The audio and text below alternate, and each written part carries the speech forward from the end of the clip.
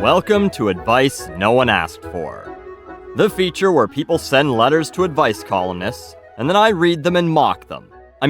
Help them. By mocking them. It's the only way some people can be helped sometimes. We've got 2 questions today from adults with crushes on other people. I thought I'd never say this, but Bowling for Soup was right. High school never ends. Dear survivor of print media's impending demise, I have a crush on a guy I work with. I'm 19, and he's 26. He is a kid, which actually doesn't bother me. I love kids, and have taken care of them most of my life. My problem is, he has this ex who wants to get back together with him. They broke up because she was staying out all night and cheating. He used to flirt with me and text me all the time, and offer me his hoodie. Now, she's sort of back in the picture, and he ignores me and doesn't return my texts. But when we see each other, he starts flirting again, and we just click. We make sense. I guess my question is, should I tell him how I feel before it's too late, or just keep it to myself? Should I risk everything and go for it? Signed, like totally crushing on a boy in Boston. I always enjoy teenage girls' ideas of romantic gestures. He texts me all the time, and he even let me wear his hoodie and junk. Someone's been listening to too many Hey Violet songs. Though, listening to one Hey Violet song is listening to too many Hey Violet songs. But anyway, you know how people like McDonald's even though it just often results in the absolute worst shit the next morning? Too much of it makes you fat, there's pretty much zero nutritional value, and it's not really even cheaper than eating something decent at home. But all of the negatives just don't matter because it tastes that good? That's this guy. It sounds kind of gay, but you get the idea. She's 19. Here's this older dude with a kid who pays attention to her at work, texts her when it's convenient for him. She probably thinks this guy's so mature. Not like guys her age. That's reference number 2 to Hey Violet if you're counting.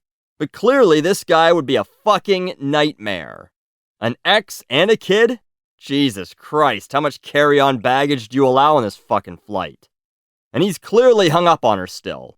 Otherwise, he wouldn't ghost you when the ex makes her way back into his life. And despite all the flirting, he has never asked you out. Why? Because clearly, he's still carrying a torch for this chick too. And you're not getting rid of her.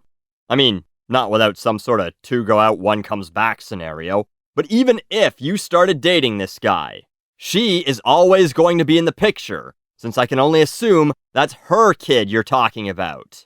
If not, that means even more exes to be worried about. But the last part of this letter is where things really fall off the rails. We make sense. How do you know that? You've never even gone on a date with him. He just gives you a stupid shirt with a hood to wear sometimes.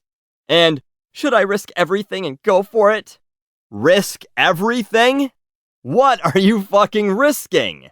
Being rejected by some idiot who knocked up a girl that fucked around on him and he's still trying to get back in her for round 2?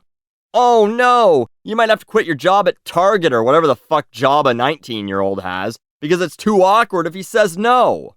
Yeah, sure, ask the fucking guy out. He'll say yes because he's a guy. You can go have dinner at the food court, go see a movie, get fucked in the back of his '08 Ford Focus. Maybe he'll accidentally call you his ex's name when he's blowing his load. And you can see what really makes sense is not getting your feelings wrapped up in some idiot who's probably texted a cutie at you once and sent you an eggplant emoji when you snapped him a picture of you in a bathing suit. Our next letter might actually come from the guy referenced in the last letter, but several years in the future somehow. Dear Manlanders. Get it? Whatever.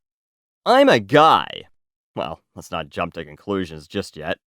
I recently ran into an old friend and former colleague, and we made a date for drinks to catch up. I've always had a crush on her. 3 years ago, I asked her out, but she declined because she had a boyfriend. Last year, we scheduled drinks, as friends, and her boyfriend vetoed it at the last minute. Should I ask if he's comfortable this time? Or if he's even in the picture? Signed, let's call this one, Longing for a Long Time in Long Beach. So, one could assume that this guy has been single for 3 years, at least 3 years, if he just so happens to be available every time this old friend and former colleague drifts back into his life like an unexpected herpes outbreak. So I get it. You're in a slump. We all do pathetic things when we're in a slump. Like in this case, try and pretend to schedule getting drinks, quote, as friends with some girl you've always had a bone for, but secretly hoped it could turn into something else, even knowing she has a boyfriend. Hey, we've all been there. So 3 years ago, she says, "No, I can't go out with you. I have a boyfriend." A year ago, she says, "Yeah, we could go for drinks as friends, I guess." And then, apparently her boyfriend vetoed it at the last minute, which means either he's a jealous, controlling weirdo, or she lied and just made up an excuse to get out of 2 hours of some guy getting drunk and going, I kind of sort of had, feelings for you. And here we are with attempt number 3 looming. So to answer your question, no, you don't have to ask if he's comfortable or if he's in the picture, because you're going to find out anyway. If this date that's not a date gets canceled again, then you know. Or, when you're catching up with someone who has a boyfriend, they should inevitably mention them, since I'm sure they'd have a number of current stories that might feature him in some capacity. Or if it somehow still doesn't come up, you could subtly ask. Knowing you're going to blurt out, are you still with that guy? But you could also say, so how's, Brad or whatever the fuck his name's doing? Or she is now single, and you can make your pathetic, awkward move. Because what we don't know from this letter is, who set up this date? When you bumped into each other, stalked her, whatever, did you do the usual, hey, we should get together for drinks and catch up? And she had to say, oh, yeah, sure, okay. Or was she the instigator? Because, who knows? Maybe she is lonely right now and will let you flop on top of her for a little bit. But if you have to ask if he's comfortable or still in the picture at all, then what you really have to ask is what your true motives are for this drinks to catch up encounter. And the answer is pretty obvious. You want her to be single now. Or maybe you'll even take, I'm not single, but things aren't great between us. So you can believe that you actually have a chance of Shawn Mendesing her into your Marvel movie poster-covered bedroom. And I have a hard fucking time believing that, in the age of social media, you and this person who you consider an old friend haven't chatted at all in the last year or so. You don't have her on Facebook or something? But if she's not single, what you should be doing is moving the fuck on. Stop pining for something that's clearly not going to happen.